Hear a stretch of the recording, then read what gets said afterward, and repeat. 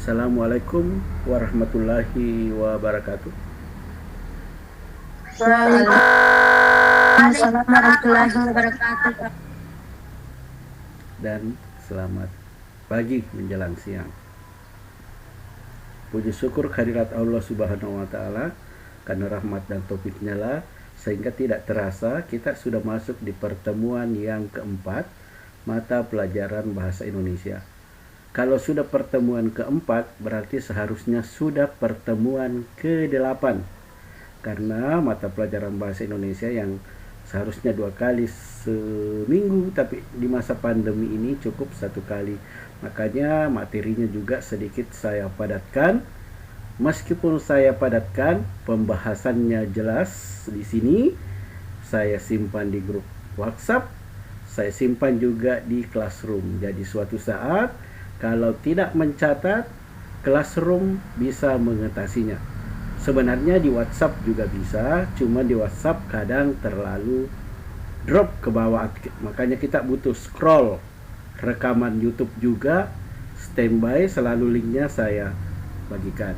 Saya ucapkan kepada anak-anakku semua, sudah ada 17 orang yang bergabung termasuk saya, berarti ada 16 orang siswa.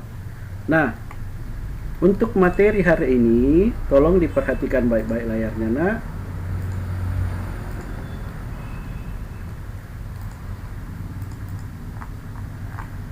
Bisa dilihat monitornya masing-masing, layar HP-nya kelihatan tidak? Oke, terima kasih nah responnya. Jadi untuk hari ini kita akan menganalisis struktur dan kebahasaan teks prosedur. Jadi di sini nanti kita akan dituntun bagaimana sih struktur teks prosedur itu. Jadi di sini diharapkan setelah kita belajar ini, kita harus tahu struktur teks prosedur itu yang mana. Kemudian kita cari juga unsur kebahasaannya. Nah, untuk yang pertama kita akan mengungkapkan strukturnya. Mana sih sebenarnya teks prosedur itu, ya? Nah, di sini ada di buku struktur teks prosedur itu yang pertama, 1, tujuan. Jadi di dalam teks prosedur itu ada tujuan yang harus dicapai. Apa yang harus dicapai tergantung dari pernyataan umumnya. Nah, misalnya ini ada contoh, kiat menata rambut pendek. Apa tujuan yang akan dicapai? Nah, perhatikan pernyataan umum. Pernyataan umum itu biasanya terletak di awal paragraf. Kita cari di sini. Dan biasa menggunakan pendeskripsian seperti kata ialah, adalah, merupakan. Tapi itu tidak selamanya, kita lihat di sini. Nah, berarti di sini tujuannya adalah perawatan yang benar terhadap rambut pendek. Ini pernyataan umumnya. Jadi itu tujuannya. Tujuan yang ingin dicapai adalah bagaimana sih merawat rambut pendek. Ya. Nah, itu struktur yang pertama. Bisa dipahami? Struktur yang pertama apa tadi? Tujuan. Iya, betul sekali. Tujuan yang ingin dicapai. Nah, kemudian yang kedua adalah langkah-langkah. Ya, langkah-langkah atau petunjuk. Jadi pertama tujuan, yang kedua adalah langkah-langkah. Nah, langkah-langkah itu biasa juga disebut tahapan-tahapan yang akan dipraktekkan untuk mencapai tujuan. Jadi langkah-langkah ini digunakan untuk mencapai tujuan. Kita lihat teksnya. Nah, di sini keringkan dengan, jadi kalau sudah mandi rambutnya harus dikeringkan dengan handuk. Sebenarnya struktur teks prosedur bisa juga, nah, setelah langkah-langkah ada yang namanya alat dan bahan. Itu saya sudah tuliskan di Classroom. Jadi alat dan bahan itu bisa dimasukkan, bisa tidak. Seperti ini. Teks, ya, kiat bukan ini kiat menata rambut pendek, ya. Nah, alat dan bahannya apa? Ini ada jelas handuk, tapi tidak dituliskan dalam wacananya, tidak dituliskan dalam strukturnya maksud saya. Karena memang alat dan bahan itu saya perlihatkan dulu yang di Classroom, ya, ada itu di Classroom. Nah, alat dan bahan itu opsional, boleh ada, boleh tidak ada. Yang mana yang wajib? Pertama adalah tujuan, kemudian langkah-langkah. Nah, terus ada juga penegasan ulang, ya, penegasan ulang atau penutup.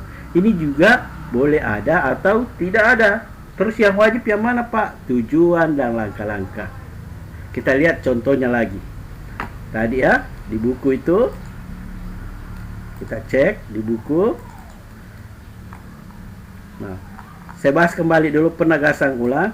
Penegasan ulang itu biasanya di akhir paragraf setelah langkah-langkah. Nah, misalnya tadi ini kita cek, ya, kita sudah dapat tadi tujuan yang ingin dicapai. Kita sudah dapatkan langkah-langkahnya. Keringkan dengan handuk, gunakan produk styling, blow dry dari akar rambut terlebih dahulu, tambahkan kesan bervolume, terisi penuh. Nah, setelah langkah-langkah ini tidak ada penegasan ulangnya, ya, ini tidak ada penutupnya, langsung selesai. Berarti penegasan ulang bisa ada, bisa tidak ada. Pak, yang bagaimana sih itu penegasan ulang? Nah, oke, saya tambahkan di paragraf terakhir ini, ya, dengan memperhatikan langkah-langkah, ya, merawat rambut pendek. Saya harap teman-teman bisa mempraktekkannya dengan baik dan benar agar rambutnya terlihat rapi, indah dan menawan. Ya, itu contoh penegasan ulang. Ditegaskan kembali, diajak orang lain untuk melakukan apa yang kita sampaikan dalam teks wacana. Itu biasa disebut dengan persuasif. Nah, di sini ini ada contoh soalnya. Tujuannya tadi apa? Tujuannya adalah apa tadi? Rambut pendek. Ya, tujuannya adalah mengetahui bagaimana cara merawat rambut pendek. Ya. Kemudian langkah-langkahnya, jelas tadi di sini mulai nomor 1 sampai 4. Terus penegasan ulangnya tidak ada. Terus kesimpulannya, ya, kesimpulan itu pelajaran kelas 10 bisa diambil dengan cara mengambil, ya, kalimat utama setiap paragraf. Ya, mengambil kalimat utama setiap paragraf, kemudian kalimat utama setiap paragraf itu kita sambung menggunakan konjungsi. Itulah yang biasa kita sebut dengan kesimpulan, atau bisa dengan cara sendiri, ya, pendapat sendiri setelah membaca dan melihat langkah-langkah merawat rambut pendek. Ya, untuk saat ini saya sudah memahaminya. Apa sih langkah-langkahnya? Tapi kalau ingin membuat kesimpulan yang baik dan benar, buatlah kalimat utama atau paragraf utama setiap paragraf, kemudian gabungkan menjadi sebuah kesimpulan. Ya, itu pelajaran kelas 10. Nah, oke, sampai di sini ada yang ingin ditanyakan, Nak, tentang struktur teks. Ya, struktur teks prosedur. Kita cari dulu contoh yang kemarin. Nah, ini kiat wawancara. Ini mana penegasan ulangnya? Baca saja paragraf terakhir. Nah, ini.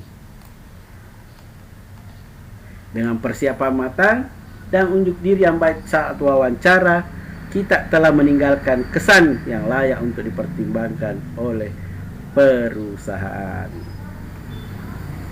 Nah, oke, ada yang ingin ditanyakan tentang struktur? Struktur tadi itu sudah saya sharekan juga di Classroom biar ada catatannya. Karena begini, ada yang bertanya, Pak, kenapa bahasa Indonesia tidak disuruh mencatat? Tidak ada juga tugasnya.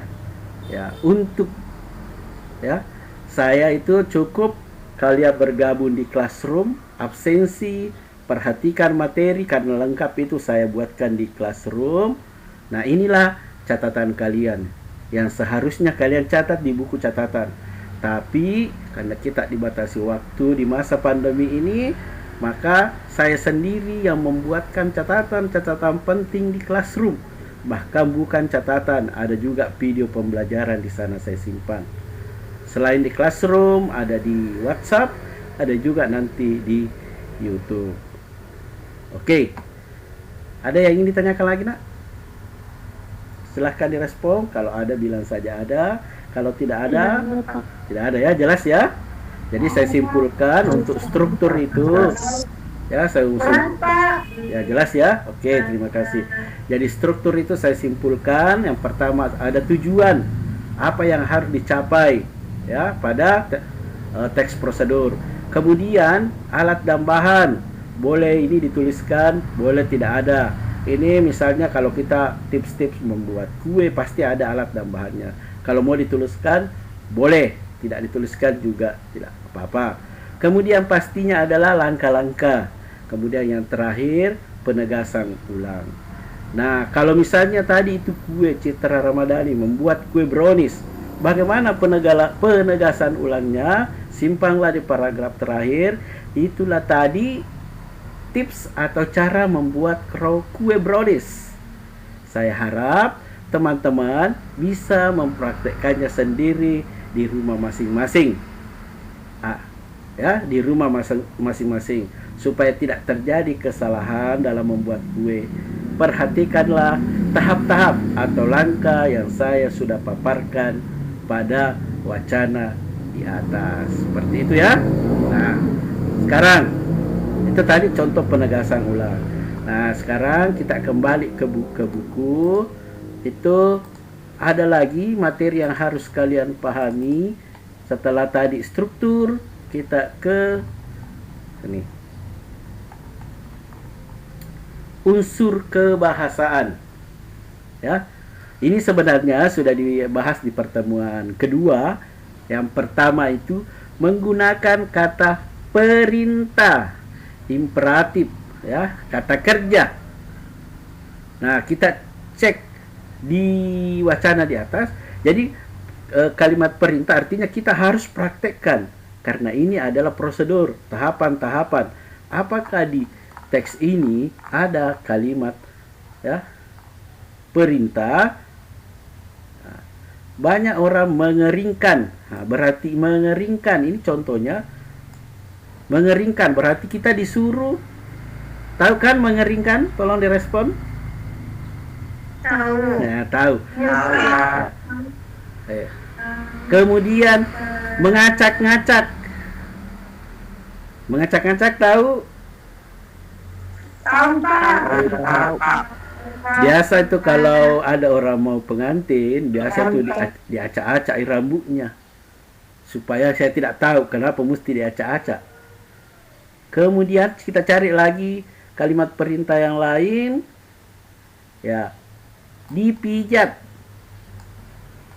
Ya, dipijat. Cari lagi. Akan memegang.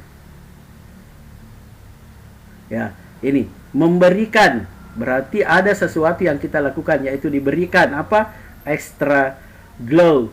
Apalagi sekarang ini cewek-cewek, perempuan-perempuan, wanita-wanita, ibu-ibu itu ingin selalu tampil glowing. Ya, ini yang lagi ngetren saya lihat ada iklannya. Ingin tampil glowing ya, bukan cuma wajah ternyata bisa tampil glowing, ternyata rambut. Oke, kita cari lagi kalimat perintahnya. Gunakanlah. Ini ya, gunakan. Kemudian memberikan tadi sudah. Nah, saya kira itu adalah beberapa contoh kalimat perintah ya. Jadi salah satu ciri khasnya unsur kebahasaannya teks prosedur adalah penggunaan kalimat perintah. Bentuk dasar ini contohnya, kata dasarnya masuk saya, kemudian mendapatkan imbuhan, pastikan ya, tunjukkan, ceritakan, hindari, jadilah kuenya misalnya. Ini contoh bentukan kata kerjanya. Kemudian banyak menggunakan kata-kata teknis yang berkaitan dengan topik. Apa itu kata-kata teknis?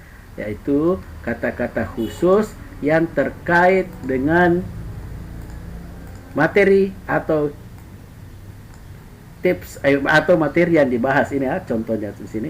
Banyak menggunakan kata-kata teknis, yaitu kata-kata yang memiliki makna tertentu dalam suatu bidang. Contohnya tadi, tips itu merawat rambut, di situ ada istilah glowing. Pernah dengar kata glowing, terutama yang perempuan? Pernah. Apa sih glowing itu? Apa?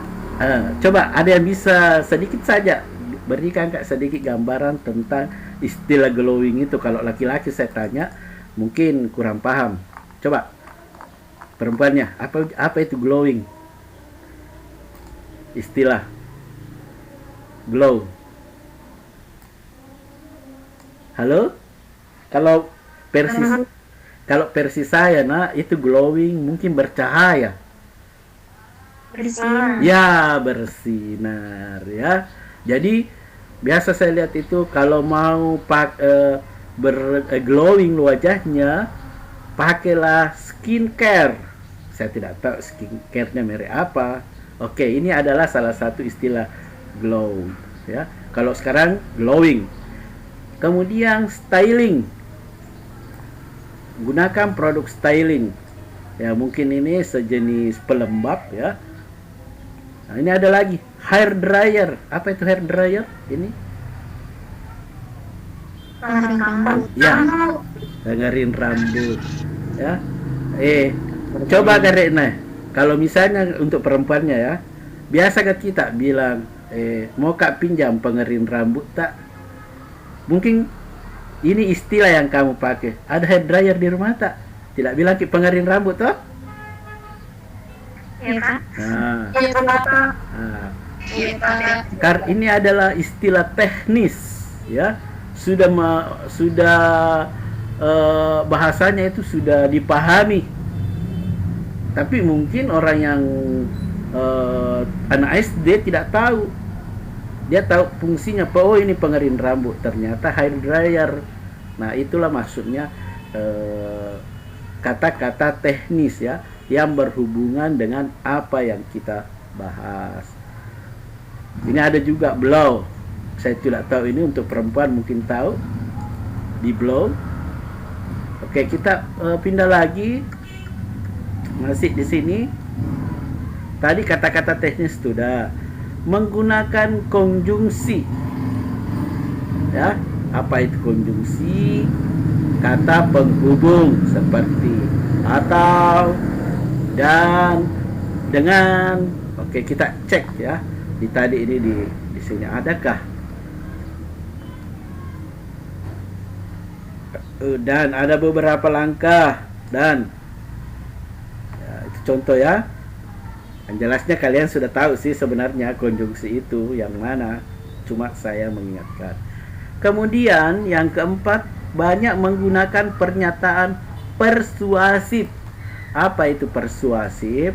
Adalah jenis karangan yang mengajak orang lain untuk melakukan apa yang dia ceritakan, apa yang kita ceritakan, orang lain bisa praktekkan. Apa itu? Nah, itu yang dimaksud dengan karangan persuasif. Seperti tadi ini.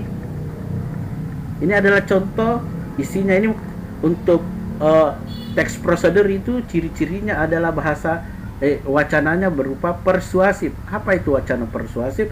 Wacana yang mengajak kita untuk melakukan apa yang dituliskan dalam isi wacananya. Nah, ini contohnya. Kalau tadi Yeni misalnya bikin kue brownies, berarti isinya teks prosedurnya Yeni mengajak kita untuk membuat kue brownies. Sedangkan ini mengajak kita untuk menata rambut pendek. Kalau sekarang laki-lakinya tidak pendek rambutnya, wajar karena dilarang keluar rumah. Sekarang kita ke bagian-bagian akhir tadi, banyak menggunakan pernyataan persuasif apabila prosedur itu berupa resep, penggunaan alat, akan digunakan gambaran terperinci tentang benda dan alat yang dipakai, termasuk ukuran, jumlah, dan warna. Misalnya tadi tips membuat kue brownies. Kue brownies itu tolong dijawab, pakai telur tidak? Pakai. Oh, pakai ya. Berarti kalau Yeni mau membuat teks prosedur cara membuat kue brownies, berarti Yeni harus menyebutkan jumlah telur yang akan dipakai. Telurnya pun bisakah menggunakan telur bebek atau telur ayam ras? Ya, silahkan ditentukan. Kalau kue brownies warnanya apa sih? Coklat. Nah, biasanya kalau itu pakai pewarna tidak ya? Pakai. Kalau saya tidak tahu, pakai ya. Ya, pakai. Jadi oke, ya gunakanlah pewarna alami. Oke, sampai di sini ada yang ingin ditanyakan tentang unsur kebahasaannya, teks prosedur. Ya, kalau soalnya kita cari dulu. Banyak sahabat sangat menyenangkan. Oh, berarti ini contoh judul. Nah, oke, sampai di sini ada yang ingin ditanyakan? Oke, tidak ada. Oke, jelas ya. Jadi saya simpulkan tadi materi pertama kita yaitu tentang struktur, ada tujuan, ada langkah-langkah itu yang wajib, alat tambahan dan penegasan ulang itu adalah opsional, boleh ada boleh tidak ada. Nah, terus materi yang terakhir tadi mengungkapkan unsur kebahasaan teks prosedur. Saya simpulkan juga ini ada 5 poin penting yang harus diketahui. Semua saya sudah tuliskan di Classroom. Oke, ada yang ingin bertanya?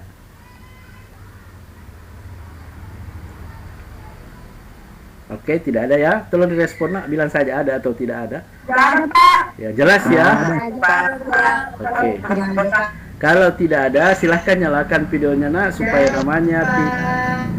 silahkan nyalakan videonya supaya namanya tidak double. Kalau mau tidak kelihatan wajahnya, boleh ditutup kameranya. Tapi kalau kelihatan, lebih bagus lagi. Belum, Pak, saya mandi, Pak. Oke, saya tidak permasalahkan. Ya, yang penting kameranya menyala biar namanya tidak double pada saat absensi. Ada pengalaman kemarin tidak terdeteksi otomatis karena namanya ditulis lain-lain. Pak, hadir, Kak. Setelah saya cek, oh ternyata namanya tidak sesuai absen. Oke, saya screenshot. Oke, sudah. Karena tidak ada lagi yang mau bertanya, kalaupun ada yang ingin bertanya, tolong di komentar di Classroom ya, atau di WhatsApp.